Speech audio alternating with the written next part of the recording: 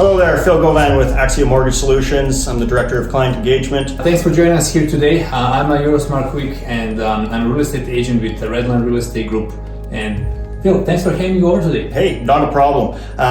There's a lot of questions that we're seeing out there in the marketplace right now, and just appreciate you coming in so we could actually go through some of them and maybe provide some insight to the people out there as to what the conditions are in Calgary these days. Right. Sound good? Sounds great. All right. So, first question I kind of wanted to throw at you was, given at the start of the property ladder is first-time buyers, can you speak to that market segment relative to the health of the overall market?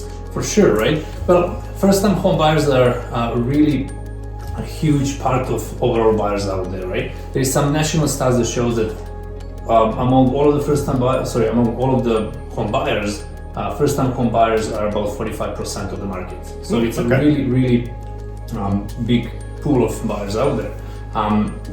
Well, I think that right now we are in a little bit different situation than what we are used to over the last 5 to 6 years.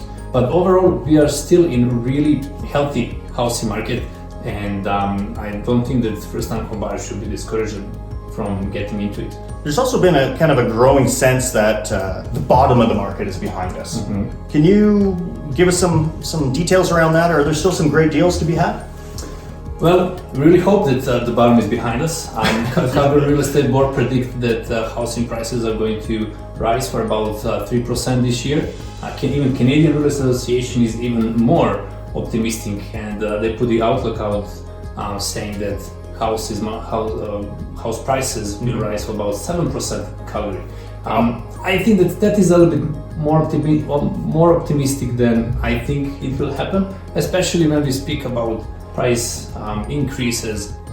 We really talk about market segment between 300,000 and 600,000, which has the most demand, right? Okay. So, and of course, that is going to impact the most of the first-time home buyers, right? My advice would be for them to get their due diligence done. Talk to the mortgage broker from your company, get the advice from a real estate agent, get informed, get educated before enter the market. Are there still good deals out there? They are, right? And also, I think that we should really talk about what is actually a good deal and what does it mean. Right. Is the good deal getting a huge percentage of the listing price? Well, in this market right now, especially when we talk about detached and semi-detached market segment, most likely people are not going to get maybe not even any discount from the listing price, maybe pay over the listing price. Right. But what a good deal might be for someone is getting into a perfect family home in a community they like, with amenities they like, that fits actually their lifestyle. Right. Yeah, there's definitely a lot of differences when it comes to what's perfect for me or what's perfect for someone else, and exactly. What I'm looking for versus somebody else. So exactly. I like what you said there about doing your due diligence. I think that's absolutely vital that people get out there and use the people that they have in their toolbox to provide them some education around the market, what they're looking at, and ensure that they can qualify for what they're looking for. Exactly. Maybe before you take that step out and start actually looking. Right. We've also seen household formations and migration being big drivers of purchase activity. Does that hold true right now in this market today that you're seeing? I think so. I think life still happens, right? People still get children, people still divorce, and people still migrate to all across the country, right? And they keep arriving to Alberta and Calgary. Definitely there's some other drivers that we really have to keep an eye on over the time that always might change, like interest rates, for example. Of course. They're definitely an incentive to buyers nowadays. Price of lumber, right? Cost of buying a brand new home is much higher than it used to be, and builders are building less, right? And I think that is definitely one of the drivers why people are choosing to buy a resale home versus buying a brand new home. First, probably they cannot find any because the builders are not really building and they're delaying the build.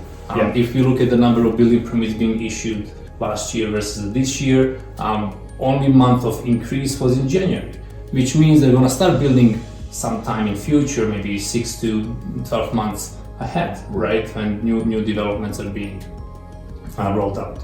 So definitely there is more than one reason why things are on the way they are. And another reason, I just recently actually spoke to one of my clients from BC. Their company has offered entire workforce to actually permanently work from home and gave them ability to relocate anywhere across the country if they wish to do so. So definitely more than one reason, right? Yeah. I have a feeling we might be seeing more of that coming as these days continue, right? For sure. That perfect segue into my next question here. The work from home, is that a consideration for people selling and buying right now, thinking of home offices? Are they looking for proximity to other amenities or moving away from the downtown core? Oh, absolutely. Working from home, I think, is the probably main driver of all this demand. And sure seems that way with how busy it got even before some of the busiest times that we typically see, right? Definitely, right? But not only working from home, but typically what we have seen over the last, it has been a year since the COVID started, is that people spend more time at home, right? And they realize they need one extra bedroom, they need that extra bonus room, or I could use a couple of those in my house. Yes, exactly, right? I know exactly what you're saying.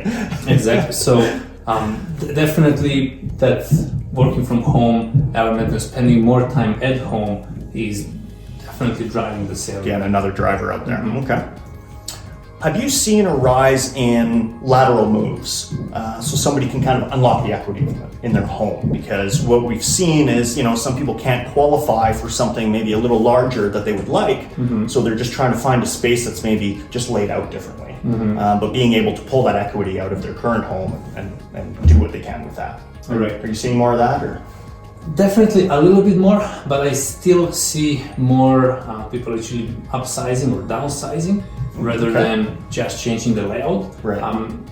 But I still think it has increased comparing to the past periods. But I still, what I see out there is that people are definitely looking for either a bigger space because they need more, or they need a little bit less space because kids are growing up and they need to downsize.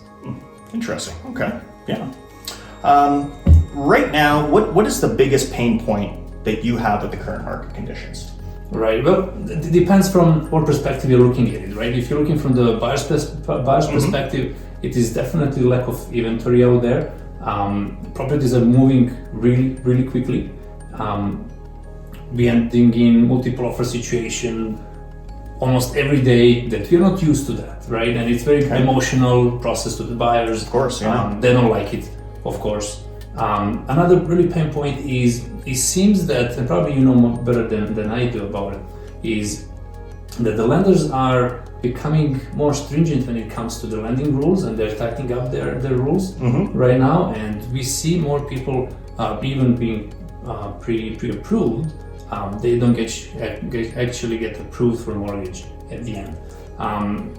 So that is something that we see now more than probably we used to. Right. Yeah, we have seen a little bit of that ourselves. The pre-approval is always important. It's not always a guarantee, and I think that's what a lot of people figure that it is. Again, it's just to kind of hold that rate for you, right? There's always going to be additional paperwork or additional questions that need to be asked after that pre-qualification that could change something. Good. So again, having that discussion up front and being able to, talk to your clients about exactly what they're looking to do and making sure that we've got everything in line is a real big driver for us in being able to make sure that people, when they are approved, they know that they can move forward. How are you currently navigating the mixed signals on our hot market with your clients? So, and that's a loaded question, and I know we've kind of spoken about this before, but everybody's just talking about how it's just exploding, especially with the Vancouver and the Toronto. So people freak out about Calgary as well, right? How are you, navigating those mixed signals, and what are you telling your clients about YYC in Calgary? Right. Well, we are actually in a really balanced market, even in a seller's market in certain price points and market segments, right? In a detached and semi-detached homes between 300 and 600, we are really leaning towards the seller's market, right? It is not as hot as BC and Ontario, far away from it, but it is definitely something that we're not used to over the last 5 years. And My really message to everyone getting into the market right now is be patient, get your due diligence done, and really be ready maybe to pay a little bit more for the house you love versus a couple of years ago. Are we in a hot market? I don't think so. The stat shows us that sold versus new listing ratio is about 70%. So it still means that about 30% of all of the new listings on the market don't sell. So it is not as hard comparing to, again, BC and Ontario, where we have over 150 and 200% of all of the people are lining up for properties and bidding against each other. Exactly, and going within 50 offers on a house, unconditional, $500,000 over the listing price. So we are far away from that market. Probably more affordable market segment would be townhouse and apartment market, where we have about 50% of all of the listings actually selling. And in apartment market, we have about 40% of all of the listings actually selling. If we go back to 2012 and 2013, the picture was a little bit different, and that was probably the hotter market than we are in right now. Oh, okay, all right. No, it's good that people know that, because I think sometimes the mainstream media kind of blows it a little bit out of proportion. So it's we have to temper our expectations a little bit here and not continuously compare ourselves to the BCs and the Ontarios. Because two totally different places from where we are. Yes, they are. Right? No, that's great. Well, that wraps up the questions that I had today. I'm really hoping that it brings you, the viewer, some more information, allowing you to understand kind of what we're looking at here in Calgary and what the market conditions are today. Euros, thank you very much for joining us. Pleasure was mine. Much appreciated. All right. Thank you very much.